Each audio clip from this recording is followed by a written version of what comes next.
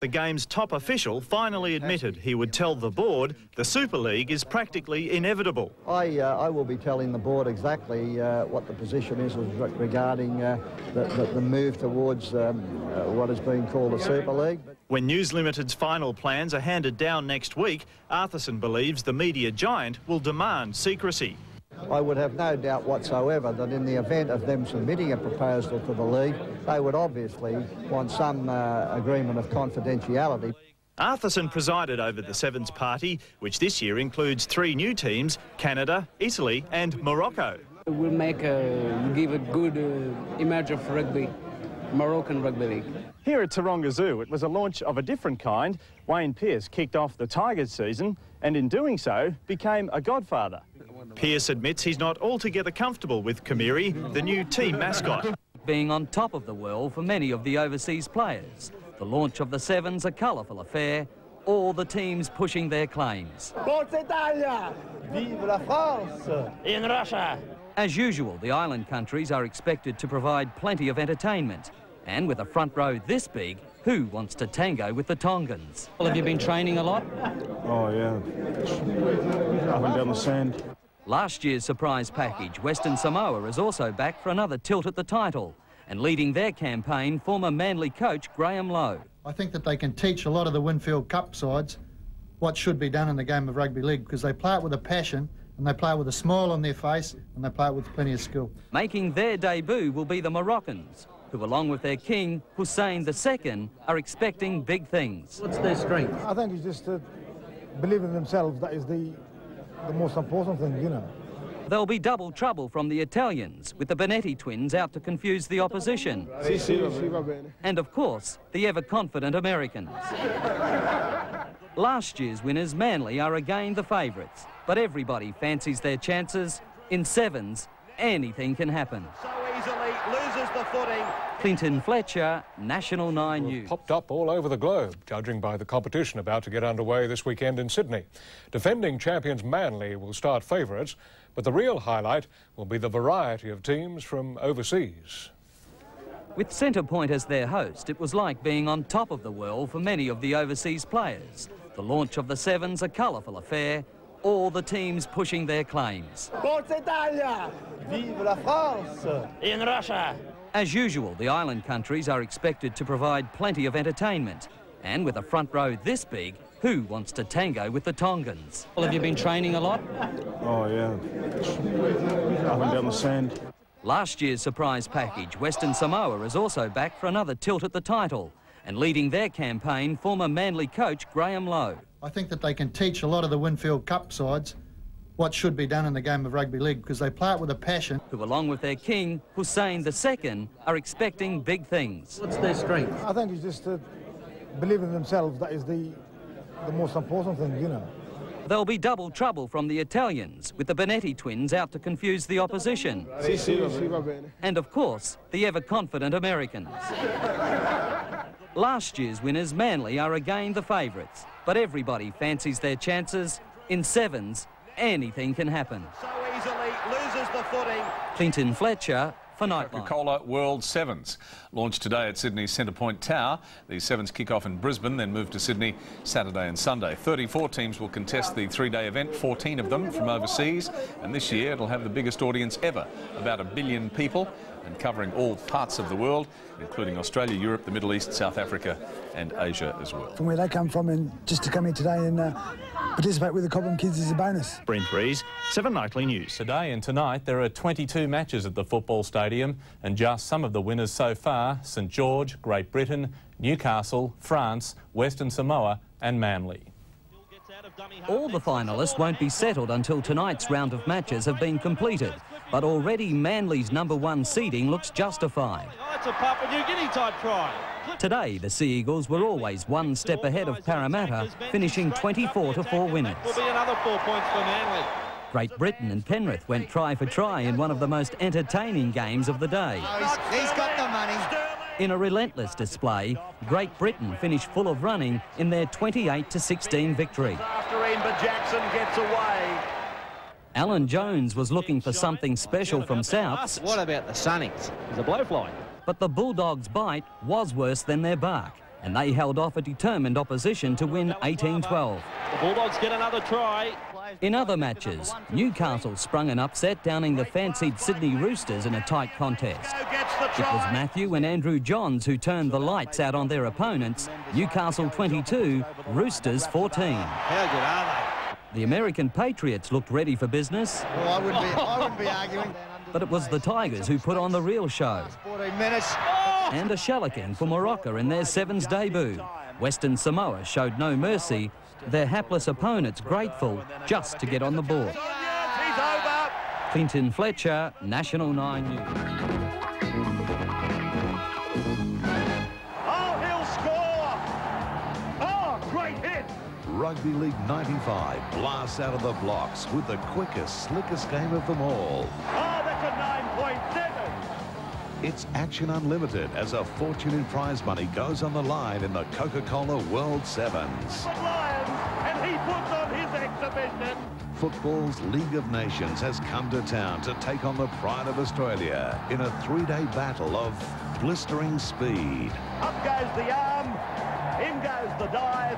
Magical teamwork. Yes, good try. White-hot skills. There's the signature tune right at the end there. And earth-shattering defence. Oh, what a hit by Tatupu! Only the fastest, only the fittest footballers on the planet come out to play in the 1995 Coca-Cola World Sevens.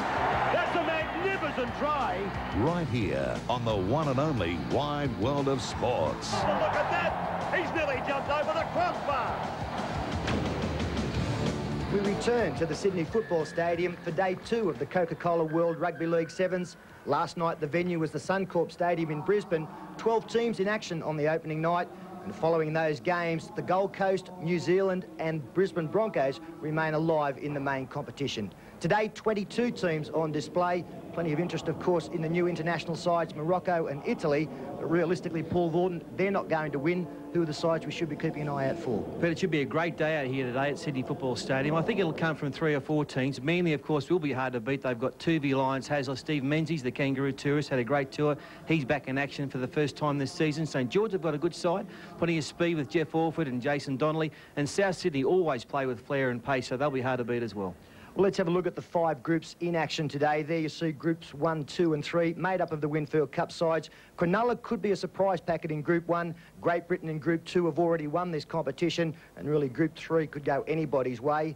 While the remaining 2 groups, 6 and 8, the Sydney Tigers in Group 6, Fiji will be particularly hard to beat there. And in Group 8, Western Samoa, they've done well here in the past. In fact, bookmakers have them pretty short odds to take out this competition. Well, it's been a full program here at the Sydney Football Stadium in the 1995 Coca-Cola World Sevens tournament.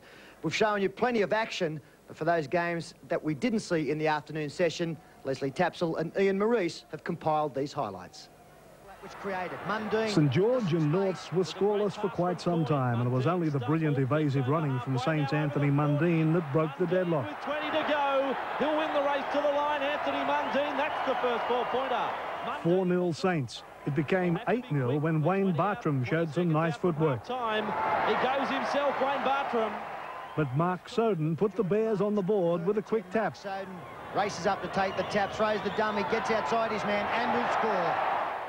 The old mousetrap move saw Ricky Walford score.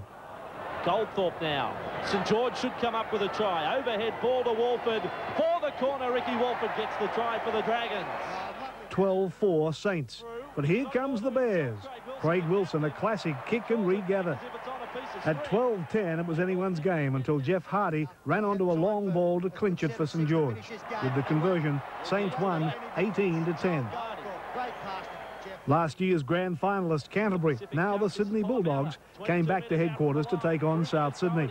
And the Doggies scored first when Jason Williams pounced on a loose ball. Scores for the Bulldogs. The Sydney Bulldogs. South looked horrible, even through Jones-coloured glasses. Things were worse for South when the Bulldogs' Stan Tulavai showed a clean pair of heels and superbly manicured tongue to make it 8-0. Oh, look at Stan Tulavai. Oh, puts the shuffle on. The second half started better for South. Jason Bell to Jason Ryan. Jason Ryan. If he can bring it closer to the post, it'd be handy. Ryan gets the try. 8-4 to the Bulldogs, but an unbelievable mistake from the referee and touch judges when Darren Doherty scored for the Dogs. The replay shows he clearly dropped it. 12-4 the Dogs, 12-8 when Slattery scored for Souths. Tulavai made it try number 2 by strolling over, 18-8 to the Dogs. And when it was just about all over, Paul Mellor made the score a little more respectable for Souths to make the final score 18-12, the Bulldogs over the Rabbits. The American Patriots made their way onto the football stadium with a record of just 1 win in the 7's since the tournament started. But they made things pretty tough for the Sydney Tigers, née Balmain. Shane Russell opened the account for the Tigers. He throws the pass on the outside to Russell. On several occasions, the Americans showed their lack of experience by being thrown into touch on the first tackle. But the Tigers were just as guilty. Not good footwork there from him. Watch out for the Duke. Jericho, not Ellington. Although this try was music to the Americans' ears. Off the launching pad of Nasser, it's the Duke who gets the try. The Tigers were not amused, and things became a little heated as the half-time siren sounded with the scores locked at 6 apiece. But the second half really confused the Americans as the ref awarded a penalty try after a Tigers player was held back in goal. Most of the Americans didn't know what a penalty try was. All they knew was they were behind 12-6. But the Yanks came back. Wayne Reed, unmarked. Links up with the support. Look at the legs striding out here. Oh, that's a great try to the Americans. 18-10, the Tigers led. Then Wes Patton went on an 80-metre run and topped it off with a perfect 10 manoeuvre. Final score, Tigers 24, US Patriots 10. The clash between Fiji and Russia loomed as one of the tournament's major mismatches. There was little to dispel that theory when Fiji scored after just 20 seconds. And he runs 60 metres to score, and is that a sign of things to come? It was clear the Russians weren't up on the rules, just the occasional tackle. Oh! High tackle on Saru. The Russians were having handling problems and Fiji swooped. It was little more than a walk in the park as the lead ballooned to 12-0. And they'll take their time because they know how to swallow up time in 7's football. But the Russians struck back just before the break. In fact, they're going to do it. Fiji doused any chance of a Russian revival with 2 quick second-half tries. And there it is under the black dot. The Fijians rarely moved out of second gear, a try on the buzzer giving them a 28-10 win. They planted down for another try. Italy's World League 7's debut began disastrously against South Africa. As Mahoney has run straight through and gets a 70-metre run to the try line for the 4-pointer. The South Africans raced to a 14-0 lead. The Italian defence simply woeful. This will be a 4-pointer for Van Wyk, the number 2 for South Africa. But Italy eventually found numbers out wide. The half-time score 14-4. Gets it back now for Diarra. The Italians will score. It's Pignotti. The second half was all South Africa. Wawa Ensslin showing too much pace. And Ensslin sprints into top gear. Try. They had the Italians running in circles. The final score 30-4. He's straight through Rademeyer. He'll get the try. Another of the competition's newcomers, Morocco, faced a huge task against the might of Western Samoa. The Moroccans botched the kick-off, gave away a penalty, and the Samoans were in. And immediately Western Samoa pile on a try. Great hands crafted Western Samoa's second try. They went out in the semi-finals to Manly last year. They look good then, they look even better today. They led 20-0 when captain Lalana Koko scored soon after half-time. And support arriving just in time. There was the occasional touch of Samoan flair. And hello. But the highlight was Rashid Frido's slice of Moroccan magic. Step off the left foot by Frido, and then a grubber kick. There's a chance on, yes, he's over. He's over, the Moroccan. They celebrated in style, and despite going down 32-4, clearly enjoyed their 7's debut. France was looking for only its second 7's win when it tackled last year's quarter-finalist Tonga. The French kept Tonga scoreless on the first set of 6 and then made them pay. He can run, Claude Savon. He gets a try for the French side. The bulk of Cabestany carried 3 Tongans over the line, the lead 10-0. Good, look at Cabestany. Gets over the line and gets the ball down a try. A diving Fuka kept Tonga in the game. But they're going to score anyway from the dummy half. But France's smart handling gave it a 16-4 half-time lead. Great inside ball from Cabestany, over the top. What about the hands from the French side? The speed of Stephen Meyer shut out any chance of a Tongan fight back. Out sprinting the player. Oh, great try. The Islanders produced some mammoth hits. Inside, big front on tackle again. But it was France 30 to Tonga 8 at full time. That's a very good win for the Frenchmen over Tonga, 30 points to 8. They really did look good, a much more determined performance in defence, which is maybe something we haven't seen from French sides in the past.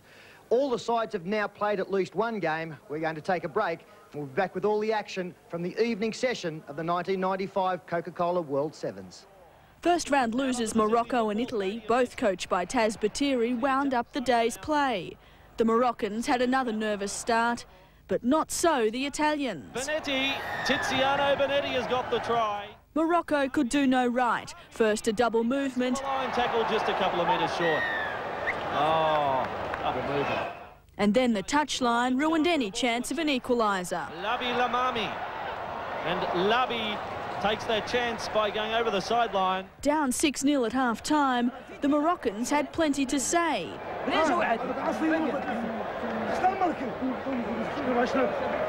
Whatever was said, it worked. Adil Amaluk, the scorer. Hang on, we might get two here. We might get a try. Morocco! Played against Sam in Casablanca. Amaluk comes up with a try. The Italians produced the best passage of the game and were rewarded with a try of their own. Putting the passes together. This is going to be a great try, and I think the Dipper's going to finish it off. Jan Domenico. Down 10-4, Morocco needed a converted try to force extra time. Labi Lamami was the man. Well, nearly. To Lamami! Labi Lamami loses it. No, he's dropped it. Can you believe it? Oh, you'll never live that down. Labi Lamami. This is footy. Went through Lamami, the big dive. Oh, he's had a shocker. Oh, Labi Lamami. Poor fella. Oh, dear. We've seen plenty of tries bombed over the last 2 days here at the Coca-Cola World Sevens, but none more emphatically than that effort from Morocco's Labi Lamami. Cost his side at least a draw, and in our final game, Italy did defeat Morocco 10 points to 4. So 34 sides have played as many matches, and we now have 8 quarter-finalists in the Cup competition. Of course, the remainder of the field will fight out the trophy and the plate, but the Cup is where the prestige and the prize money is, and this is how the group standings finished after 2 days of competition. Group 1 was taken out by Manly, undefeated.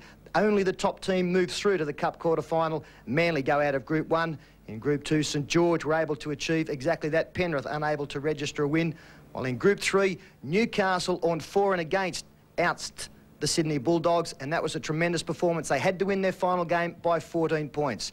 In Group 4, well, it's Group 6, but the fourth group today, Fiji have done the same to the Sydney Tigers. They had a much better 4 and against. And in Group 8, our final group today, Western Samoa had little trouble going through to the Cup quarterfinals. They were particularly impressive in their final game. So the matchups for the Cup quarterfinals, we start with a beauty. Manly up against St George. Manly, of course, the Cup holders, the World Sevens champions at the moment. The second game, Newcastle up against Brisbane. That could be a bruising affair.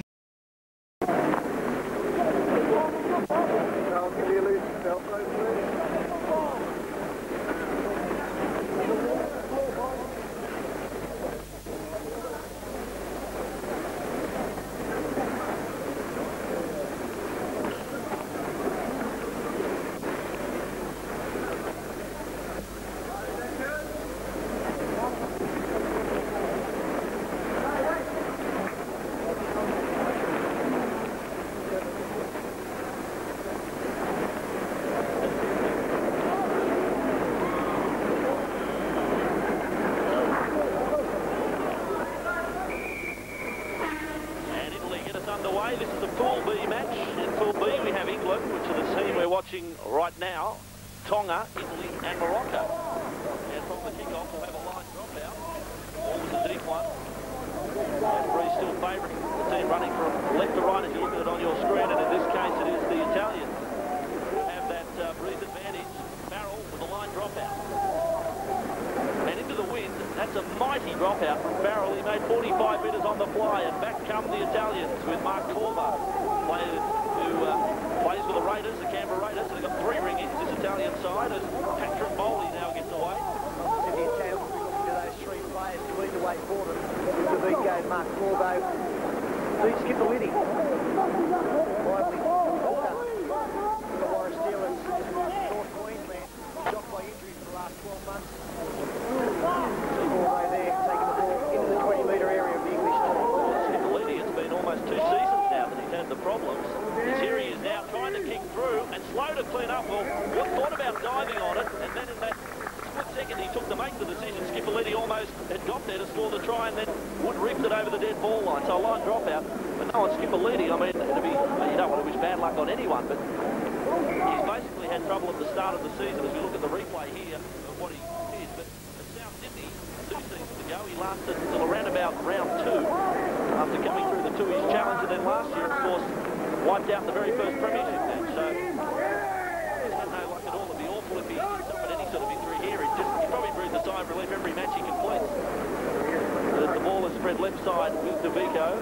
Up to the 20 he goes. No score on the board as yet. Italy and England. Lorenzo Daro, he's actually the captain of the Italian side. It's number 9. Big press there, head on from Andy Farrell. Skipperlity scoots out of dummy half, a little kick through. It'll hold up for... Oh, well, I think it may be a try. It's hard to tell. It's been ruled as no try. But with the water in the in-goal area, again, I mean, when does the ground become unplayable? Skipperlity, I suppose you just kick it for the puddle and it falls up. Have a look at this. Well, that's exactly what happened. The referee ruled that Smythe, well, he did. He got his boot to the ball, put it just out of the reaches of Trimboli, who was chasing. Now let's see if Andy Farrell can come up with a similar effort to the last one. That is an amazing kick in these conditions. 45 metres on the fly. 2 out of 2 from Andy Farrell. Swinging arm over the top there for the number 10 for England, Big Cassidy. Corbo. Davico now.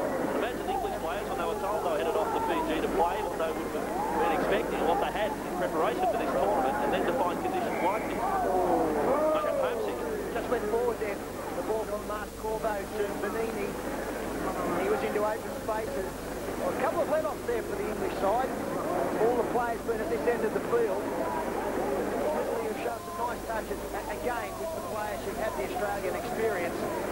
Coming up with most of the good work.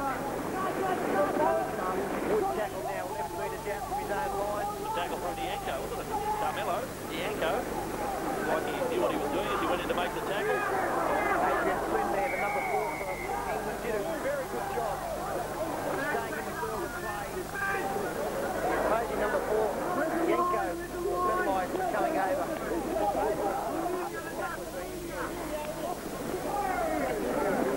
We'll have the free kick to restart play. 30 metres out on their own line. Still no score between these two sides. Taking the ball, running it back to centre field with Broadman. Playing back for a long time. Skipperlity saying he's held down. Making that play. Referee having none of it.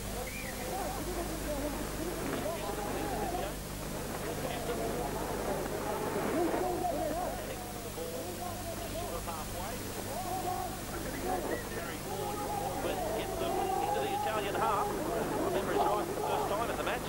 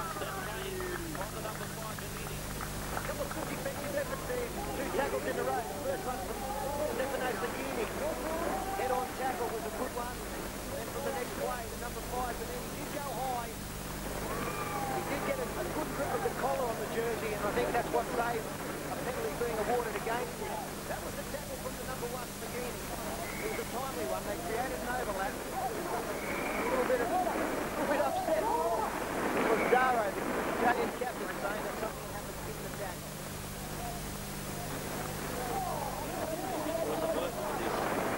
Pouring rain, there's mud, getting a little hot under the collar. Dominic Caracol. Just wanted to issue a caution, so that's soaked up a minute.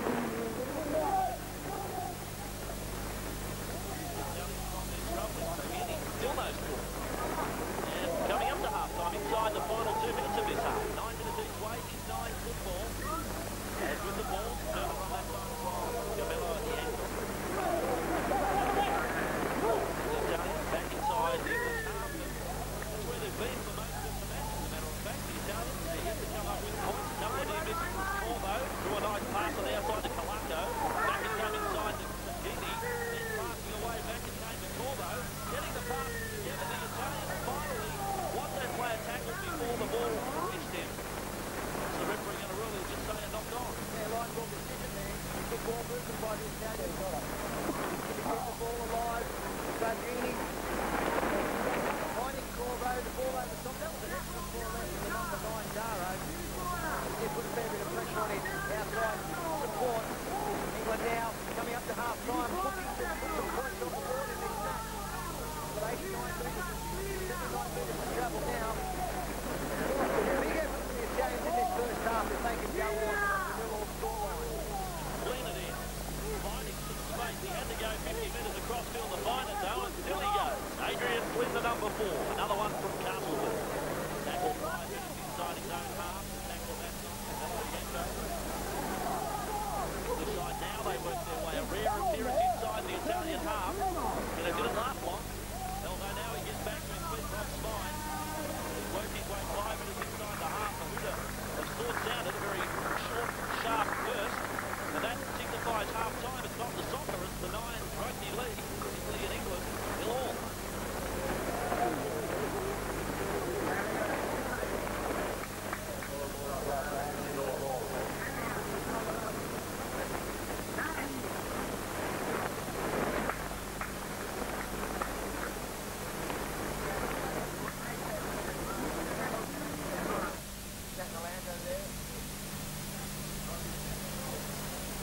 Sorry?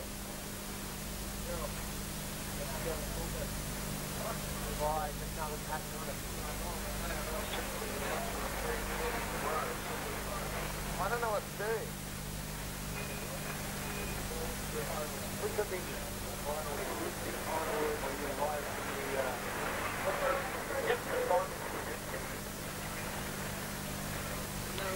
Well, this is what we've got for you now. The Italian side lining up against England. The captain of the Italian side, despite the presence of a few experienced premiership players, is Orazio Daro, the number 9, and their coach is Mick Pisano.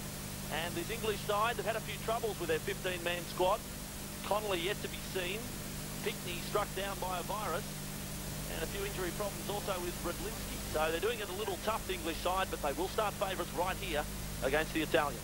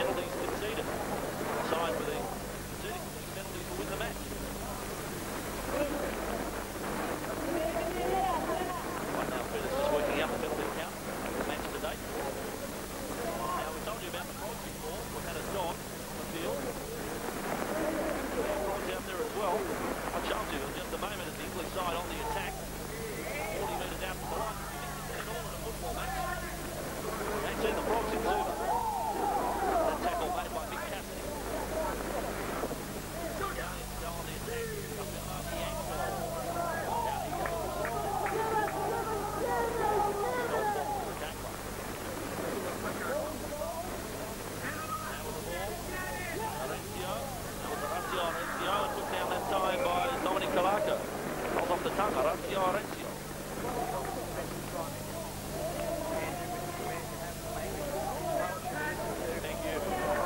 coming up with a very simple mistake. That's something that they've avoided in the course of this match.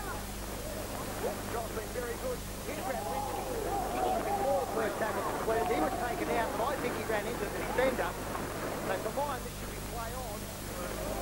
Cleaned up by Yarsta. Lipsky is fine. Lipsky is fine, Peter. He motions as if he's been struck in the throat. Run back now into the defensive line. Now Brisbane, and there's a penalty conceded. There was the incident with Chris Radlinski. Now those penalties are so vital in their law. I think the penalty count is just one apiece. Well, there you have it. That is a super prod. Up on your screen, if you're enjoying dinner tonight, there you have it. And I can tell you there. On the island. Great golf yesterday at Pacific Harbour.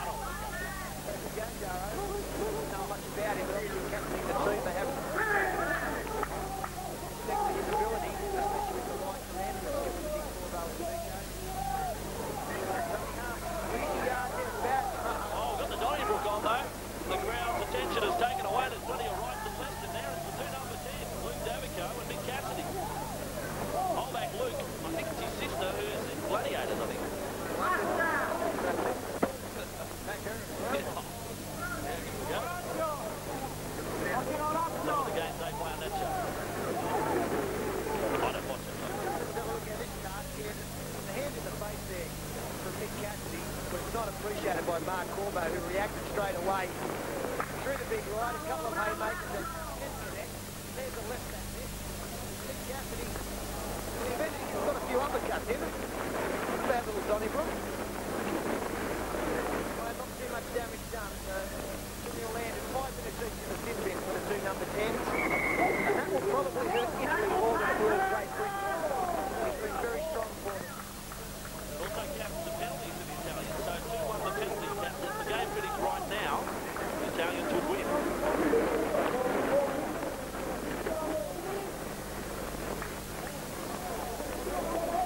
Touch finder.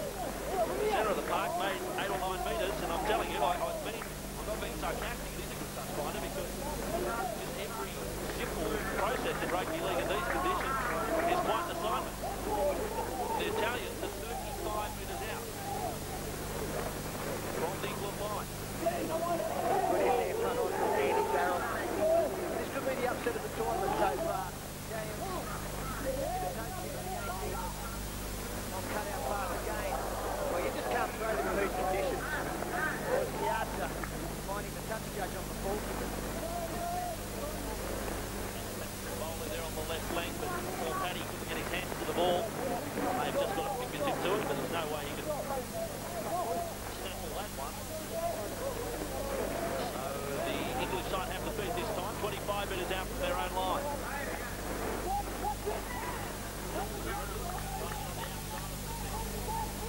Well, it's an indication of what we're going to see for the remainder of the tournament. If the conditions prevail, they're upset. The upset could happen, and now just as I say that, he will make the big break, and they could be home for the money. Slide down the right flank. Will you back him home from here? You will. Rock slide, the splash with every step.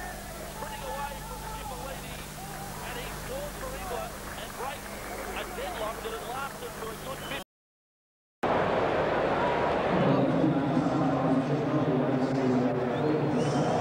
This is the Coca-Cola World Rugby League Sevens, the clash of South Africa and Italy. Italy newcomers to the World Sevens. South Africa have been here the last 2 years. Their lineup: Assor, Van Wyk, Mahoney, Ensslin, Ballot, Stratum, Van Staden, Alkmaar, Rademacher and Boyson.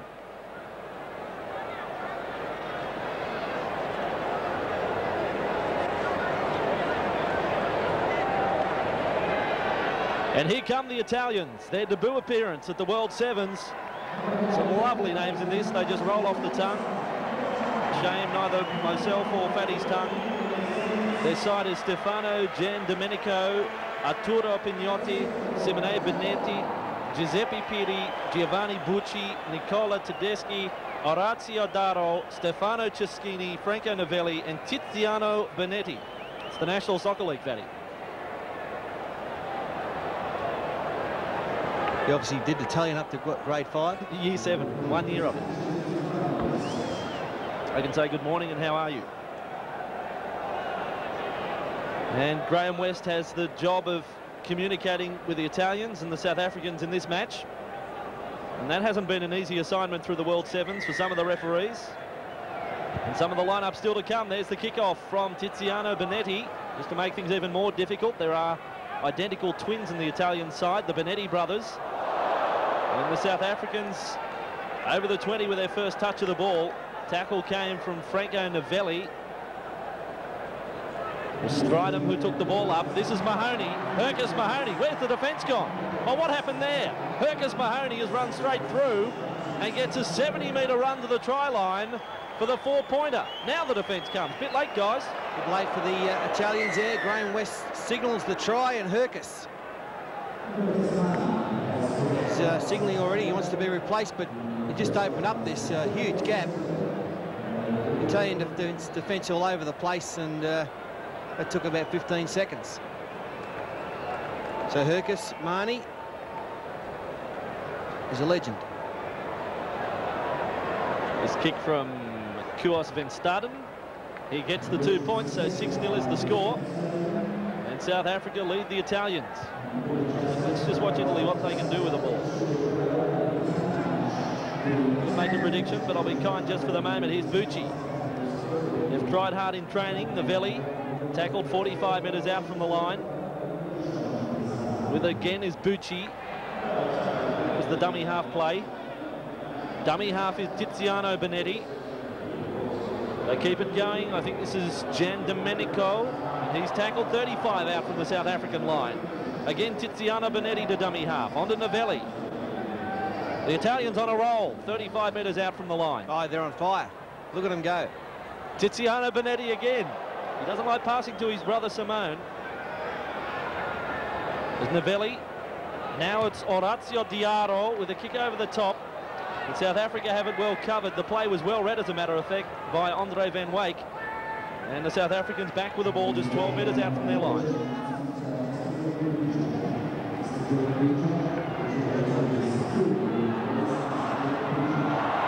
Here they go now, South Africa, looking for support. We had to Johnny Asser. That was 5 yards forward, doesn't matter. Johnny Asser will stride over for a try. Right under the post, wearing the headgear. Of course, he was the policeman who was beaten up by some people over there in South Africa just before they came over. And I saw him being quoted on television saying he wished he'd have had a gun. He would have popped 3 or 4 of them. Well, he's popped over for a 4-pointer here. And showing some speed too. He's been coming now to Australia for 2 or 3 years, Johnny Asser, one of the South African stalwarts. Wearing the headgear as a result of that incident in Johannesburg. The kick's no good, hitting the post, and the score remains South Africa 10, Italy 0. A couple of good shiners, Asser. And now the Italians. Well, that was a set play gone wrong. They were trying to put 3 passes together. That was the idea of it, but it hits the deck. Here it is again. Yeah, pretty tough one, that, Tedeschi. So South Africa feed this scrum. It was worked by Mahoney. Ward wants it again, or West rather. Graham West wants it again. Big Hercus, big halfback. Already the scorer of 1 try and a penalty. Not retiring. And South Africa with this penalty right on halfway, as you can see, and soaking up the time by looking for the touch. This is an important game for South Africa, because if they can roll up a big win, say 30 or 40 points, then you know, when the forward against comes into account when deciding which team will go through into the finals, they could be up there. Likewise for Italy. Well, of course. South Africa go forward through Alkema. This is 25 metres out from the line. The Italians slow to get off the man in the tackle. Van Wyk, he goes through. This will be a 4-pointer for Van Wyk. the number 2 for South Africa. And it gets it out to 14-0. Italians pretty ordinary defenders, aren't they? And Van Wyk makes easy work of this one. And at the moment, it's a cakewalk for the South Africans. Doing it very easily, Van Wyk.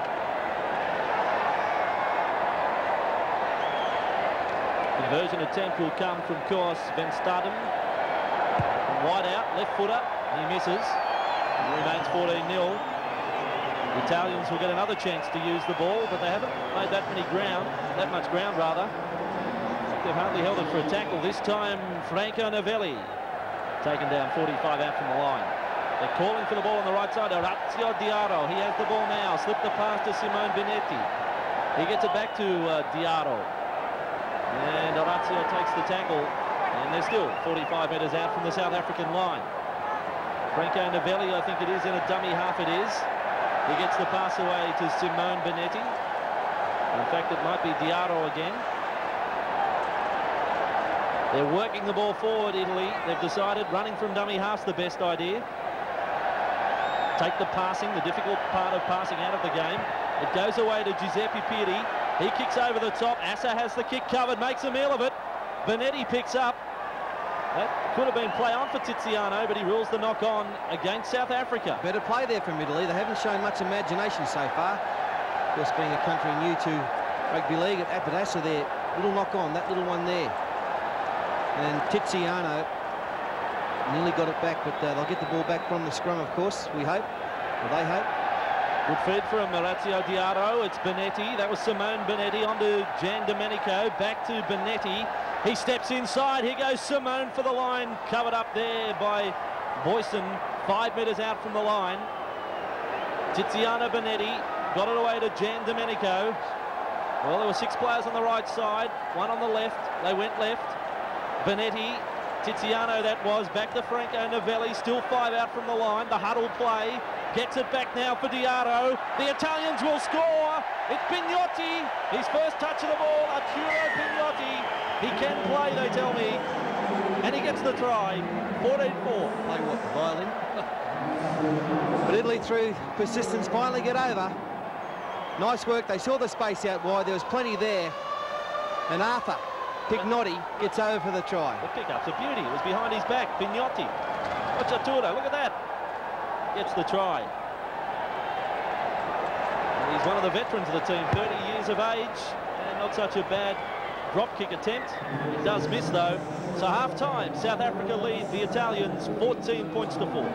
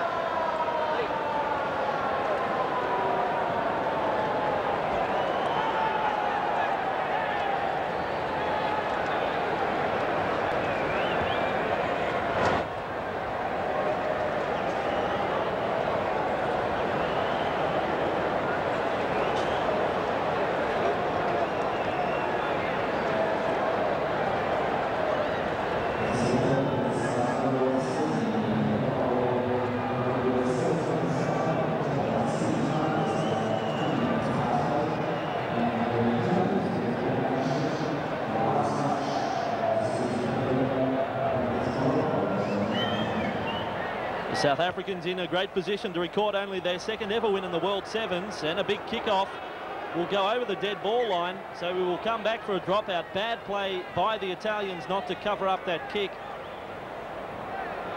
Certainly the deepest kick-off we've seen in the World Sevens. It was a big left footer, and it's gone, well, 55 metres on the fly. Beautifully judged.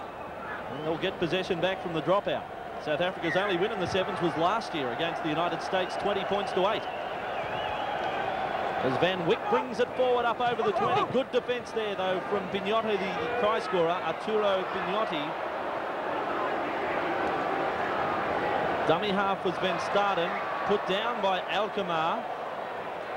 And that will be an Italian feed, 20 metres out from their own line. We might take a sideline coach and comment from Steve Roach down there. What do you think of the Italians, Blocker? Mate, a few of their names, I'd like to get a few servings of it. With a bit of sauce. You get a bit with that, don't you? Legos is a sponsor. Lasagna. Taken into touch that time, Arturo Pignotti going for the 70-metre try.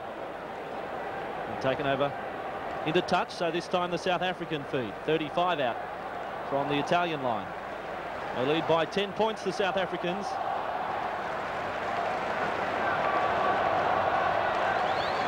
There's Mahoney, the biggest halfback you've ever seen, away now to Ensslin, and Ensslin sprints into top gear. Try to Wawa Ensslin. Wow. Ensslin, he really carved him up there, but some of these Italians just can't even run. This it's just number 2 chasing. He's fair, Nickham. Can't get out of first gear. But well done by the South Africans. Saw the gap and went for it, Ensslin.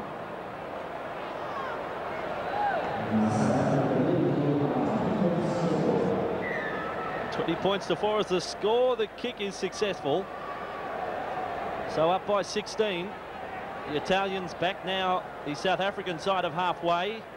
This is Bucci. The pass went through the hands. I think it's Simone Benetti who's tackled there by Ballot.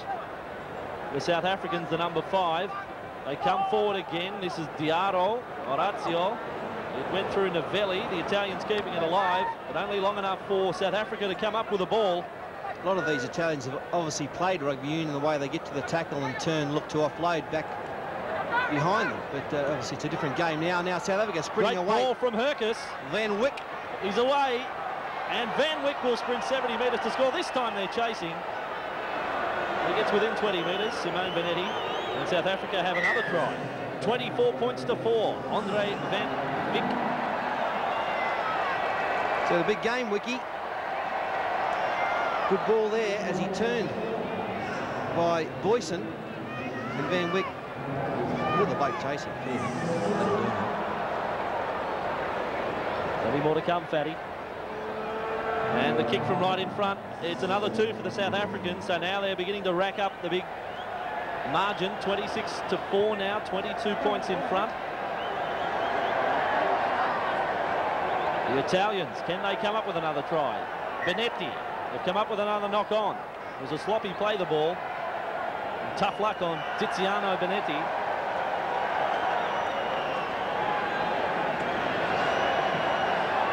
And the Benetti brothers, 18 years of age.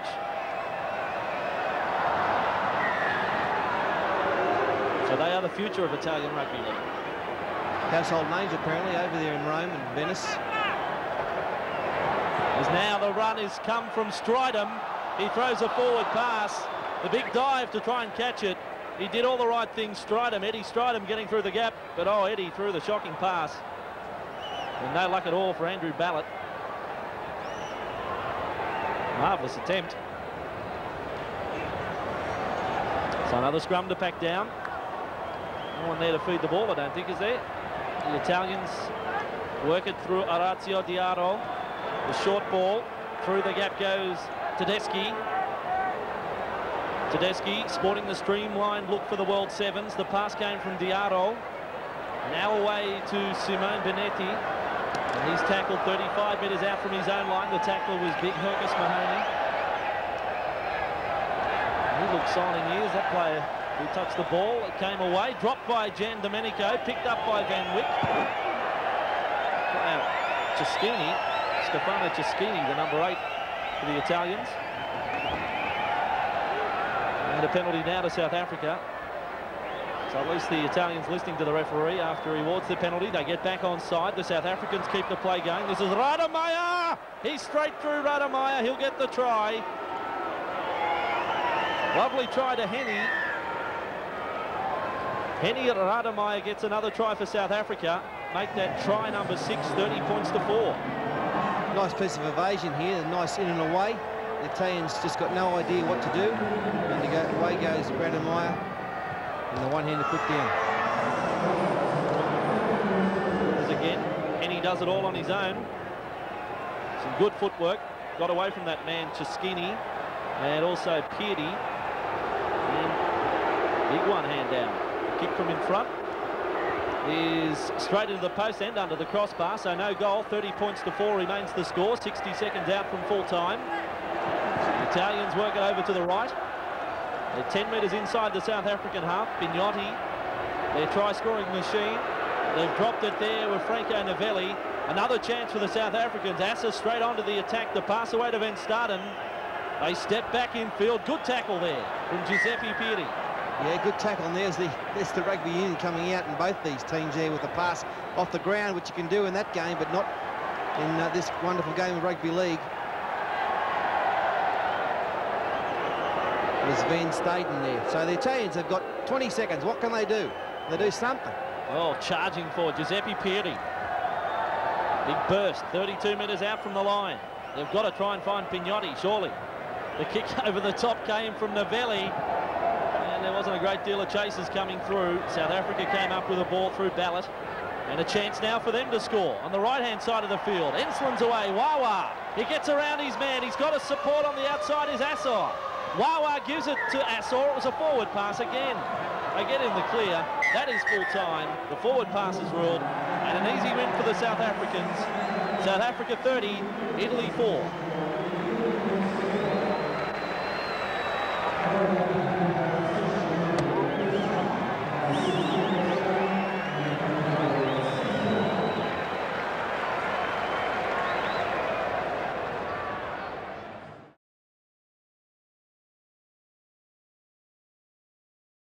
Pignotti to get the ball. The pass came infield from Gian Domenico. I think the last time he battled was in the Second World War, wasn't it? They're defending as well as they can at the moment. This is the battleground of the Sydney Football Stadium. Sure, when the stadium was built, we weren't thinking about a possible clash in league between the Moroccans and the Italians. This is Abdurrahim Suinier. And they're 11 metres out from their own line. Morocco, for those who don't know, the northwestern tip of South Africa. Not far from Spain, as a matter of fact. Just a short boat trip across the Mediterranean, I think it might be.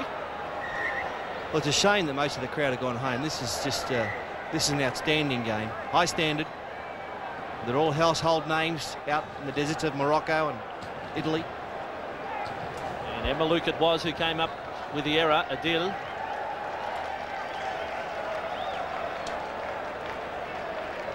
Orazio Daro fed the scrum, charging onto the ball, Nicola Tedeschi. He's tackled 13 metres out from the line. Benetti, Tiziano, the runaround. Tiziano back with it. And Tiziano will play it 12 metres out from the line. The Italians looking for first points. The short pass came the way of Tedeschi. He is tackled 8 metres out from the Moroccan line. Away goes Bucci. Is it possible the Sevens game could end up 0-0? I'll answer that in a moment. Not this one. Benetti, Tiziano Benetti has got the try. Well done, Tits. Got over for the try. The equivalent of the War Twins, the Benettis, in Morocco, in Italy. And just a matter of turned the back and rolled over. A little bit of skill in this somewhere. And doesn't he look happy? The Italians. The conversion is there. 6-0 the score. Italy. They've topped their first match score already. They lead the Moroccans 6-0. What do the Moroccans have to offer? Zaki. Pass away to Lahu Alali.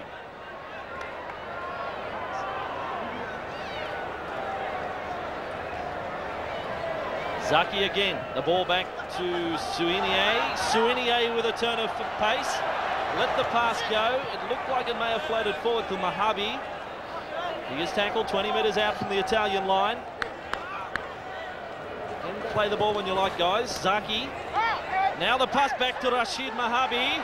Mahabi, he goes for the line tackle just a couple of metres short. Oh, double movement. It's cruel. Rashid Mahabi. Unlucky for Mahabi there. Double movement. It looked like he might go in for their first try, ever try in rugby league. Pulled up short. It's about a quadruple movement. That one, he finally got there, eventually. He was penalised only for the third one too, that was the thing. The Italians, through that penalty, Bucci will have the restart. Away now through Daro. Orazio, oh, big tackle. Came right over the top. Abdurrahim Suinie. Blood bin, he's obviously split. He's ruled that it's a high tackle. Well, I've seen worse than that. Let's see it again. Oh, No, come on, turn. off the shoulder. Turn it up. A great game like this, the referee slowing it down, restricting the players. As here they go. This is Pignotti, Arturo. He won't stop. He got the pass back inside, but they're already into touch. Arturo prepared to use all of the stadium to make a break. Here he goes, bumps the shoulder in, keeps it going. Well, it's pretty good. He got the pass away at the right time. I don't think he had a foot into touch at all when he passed it. Big push from the Italians. The Moroccans come up with the ball. A chance for Labi Lamami. And Labi takes that chance by going over the sideline. But he did make 15 metres. And another scrum will form. The Italians will have the feed. He saw half a gap, Lamami. He thought he was away for a 60-metre try.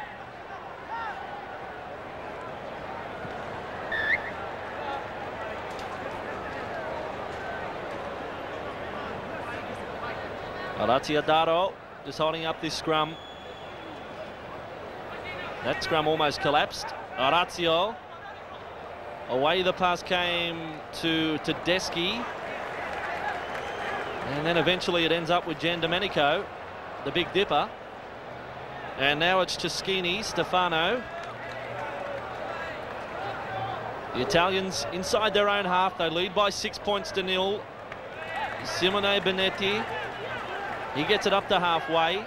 This time it's Stefano Ceschini standing in the tackle, back to Benetti. Benetti looking for support. Stood in the tackle, cleaned up eventually by Labi Lamami.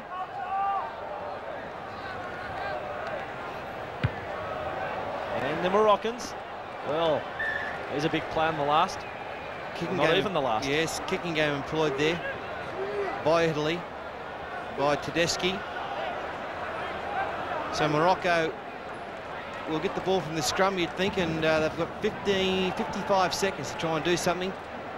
They'll get their first points. Here he goes again. He's my favourite. Labi Lamami takes the tackle of Tedeschi. Now 40 seconds. Lahu Arialali.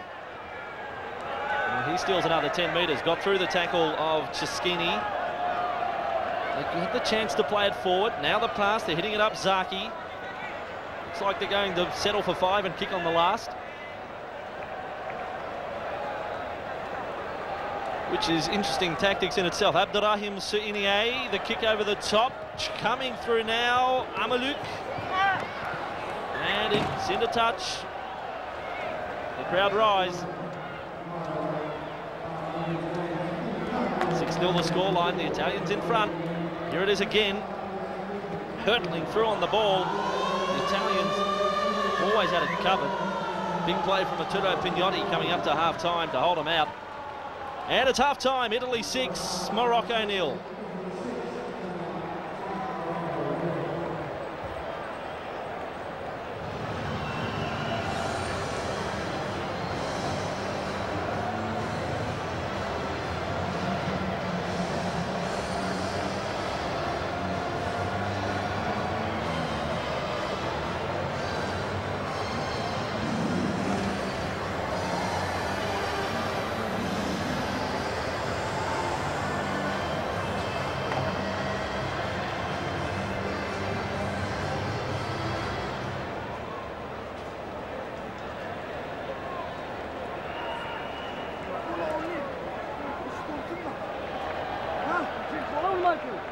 شو الماركة؟ شوف أنا في الدينا والله في الدينا كله ليش وعد؟ شو الماركة؟ أنتم نكاكو عندنا ميلي دفعوهم أما كتدفعوش ما كتدفعش ادفع اربح ادفعهم مزيان كمل كونتينيو الماركيو دابا الماركيو دابا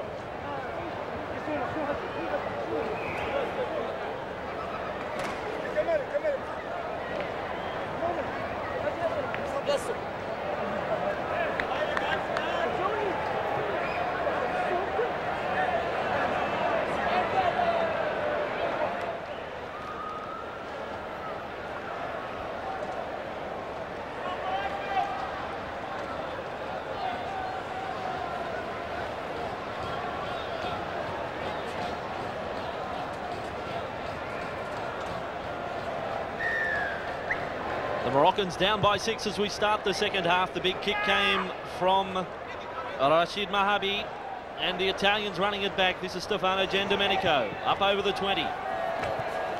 Pignotti. Oh dear. Arturo Pignotti has a minor problem with the sideline. Yeah, Pignotti's out, and he's not happy about it. What's he saying, Fatty? He's threatening mafia tactics to his mate.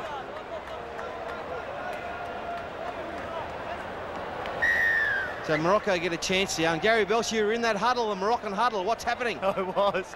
I know what happened with that Italian player just then. He's from a rugby union background. You know the old story, when in doubt, run out. The Moroccans, I've been told by Tas Patiri that he's told them really to basically play one out, maybe string one pass together. Hang on, we might get two here. We might get a try. Morocco! Played against Sam in Casablanca. Amalou comes up with a try. Adil. 6-4, we've got a ball game. Oh, they're cheering in the tents of Morocco. Back home, the shifting sands, it's all happening back there. Camels are celebrating. And look at Adil. Adil, he's a legend, Adil. He dropped it. He dropped it on the foot there. Have a look again. Well, this is a big story. Doesn't matter, we'll give it to him. Oh, no, we'll give it a try. That's great. Amadou. Let's see if they can get the kick to square it up. 6 points to 4, the Italians in front. Pressure kick, the biggest kick of his life. Well, maybe next time. He could have extra time if he got that kick. That's even allowing for the fact we're 5 minutes out from full time. We only saw the one try in the first half. The ball turned inside from Bucci. And Tiziano Bonetti takes the tackle. 5 inside the Moroccan half. The pass comes from Orazio Daro. Giandomenico, still 5 metres inside the half. Lamami, he makes the tackle. This is Bucci. Still Bucci. Got the pass away to Novelli. Franco throws it away. It's picked up by Mahabi. And the Moroccans with a chance to go back on the attack. They are 8 metres inside their own half. Running backwards out of dummy half. Interesting again. Hassan Zaki. Hassan, away he goes. Looking for the sideline, is he? He's found it, if that's what he was looking for. But the penalty goes his way. He never really stopped moving, but obviously the referee had called held. And the Italians go back to their mark. They're satisfied enough to cop the penalty against them. And that kick finds touch. I'm just waiting for Shazam and Kabubi to turn up. Kabubi? Kabubi. They've got Hassan Mabaki as their coach. And he played 15 years of league apparently in Great Britain. Here they go now. This is Abdurrahim Suinier. He's tackled 15 metres out from the Italian line. The ball now with Abdurrahim Kamali. The Moroccans. Certainly nothing fancy about this attack. And a drop ball eventually came from Abdurrahim Suinier, and the Italians are back with it.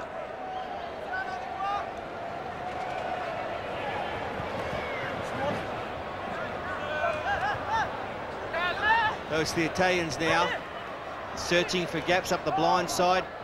They come to the open. The tackle wasn't finished off. The Italians 30 out from their own line.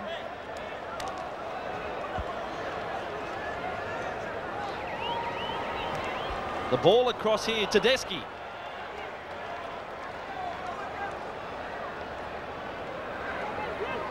Novelli now stands in the tackle. He's got plenty of support. No one wanting to run onto the ball, though. They find Cescini, is it? The ball now comes back the way of Simone Benetti. The ball is loose. Orazio Daro goes back for it. Gian Domenico picks it up. The Big Dipper throws it on the outside. The Italians looking good. Putting the passes together. This is going to be a great try, and I think the Dipper's going to finish it off. Gian Domenico. Italy goes 6 points in front. The Dipper gets the try. It's 10 points to 4. Yeah, Gian Domenico finishes that one off. Some sloppy play, some balls on the ground, but here it's picked up and thrown out. And then it's thrown out again. And Gian Domenico finishes off. It'll probably wrap it up for the Ties over the Moroccans. And the kick is missed. Could feel extra time. Simone Benetti hitting the post with a kick. It's 10 points to 4. And the Moroccans back with the ball on halfway. And there's just over 90 seconds remaining. Too many passes from the Moroccans. With the ball this time was Abdurrahim Suinier, tackled. 30 out from the line. Alali goes to dummy half. Lahuari. He almost broke through the first line. Cleaned up by, I think it was Gian Domenico in there again. In fact, it was Orazio Daro. They're going to try and work the blind side. Out of dummy half goes Sabir Abdullali. And he's tackled 20 metres out from the line. This is the business end of the match. Just over a minute remaining. 10 points to 4, the Italians lead. And still they refuse to throw any more than one pass as Sabay is tackled. I think that's the 4th. The pass goes from Kamali. Now away to Lamami. Lamami loses it. No, he's dropped it. Can you believe it? Oh, you'll never live that down. Lamami. In the meantime, the Italians go away. Oh, how costly was that? Well, he never placed the football. Referee right on the spot. Oh, it's cruel, isn't it? This is footy. Went through Lamami, the big dive. Oh, he's had a shocker. Oh, Labi Lamami. Poor fella. Oh, dear. Oh, his mate to say, you're the son of a three-legged Campbell. Oh, the Italians. Given it to him. Oh, it's That's cruel. cost them the match. That was extra time. Extra time could have went for 20 minutes. It's first scorer who wins. There's no rules about when we have to stop. The Italians, though, have got the money. They're happy. They win by 10 points to 4. Labi Lamami takes off the head, puts on a pumpkin. And the Italians, they come running from everywhere. They've defeated Morocco by 10 points to 4.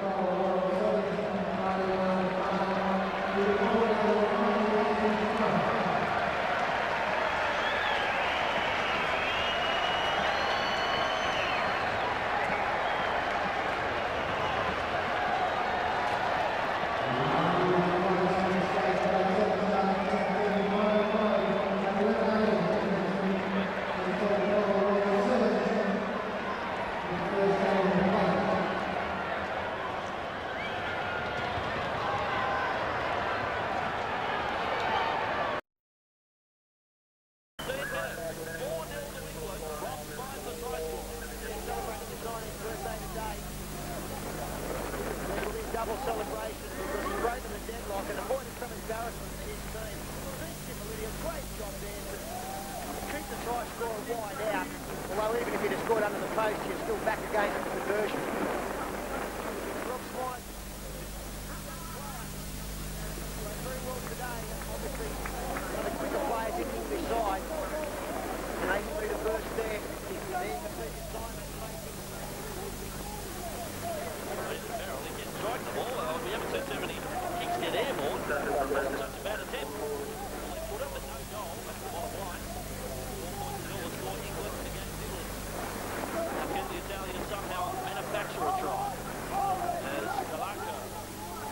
Dominic, tackle 42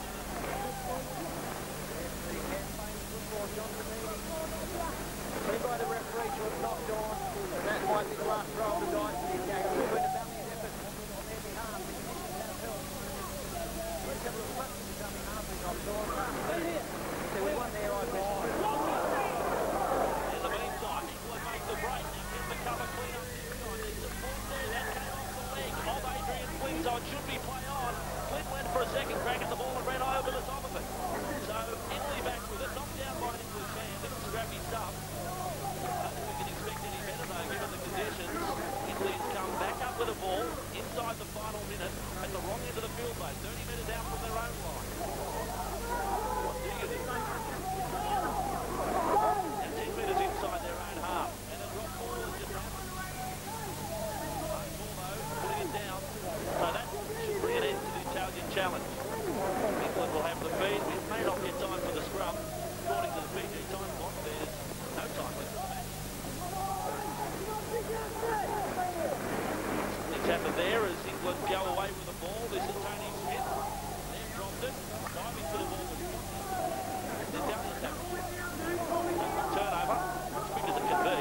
There's a second tackle. Then pushed down was Mark Corbo, so penalty goes the way of the Italians. They know the situation. They find the line straight away with a 20-metre gain, and now they're up to halfway.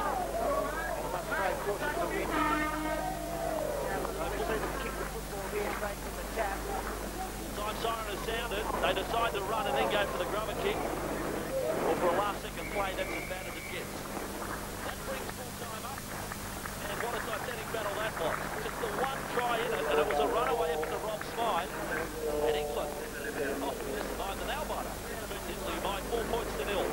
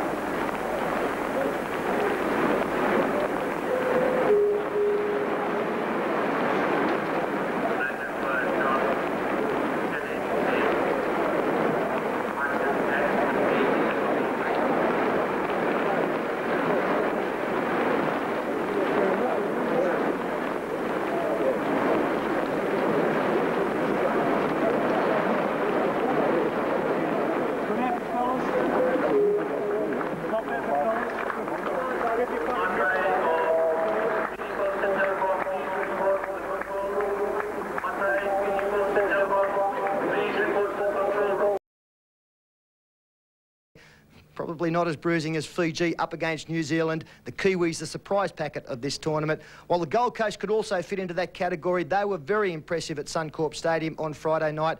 They take on the might of Western Samoa. Tomorrow, the telecast times, coverage in Brisbane from 7:30 p.m, 8:30 p.m. in Sydney from the Sydney Football Stadium. But please check your local guides. Tomorrow night we will have a new winner of the Coca-Cola World Sevens. We've enjoyed your company over the last 2 days. We look forward to having you back tomorrow night. But for now, on behalf of the entire wide world of sports rugby league team from Channel 9, we wish you a very good night.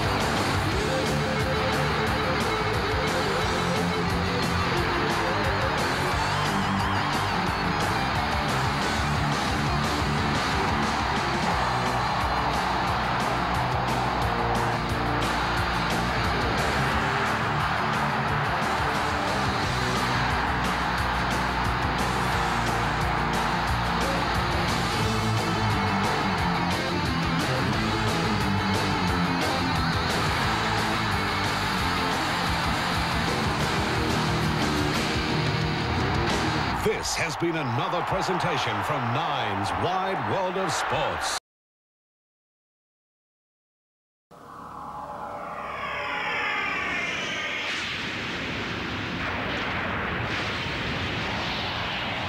Welcome to Rugby League 93. Look at Big Hardy go. Hardy's running away from them. Hardy scores. They're not going to catch the youngster. He's away down the left flank. Rick's going. I think he'll get there. Yes, sir. Look at this. No one home. Does he have the prize? Minto.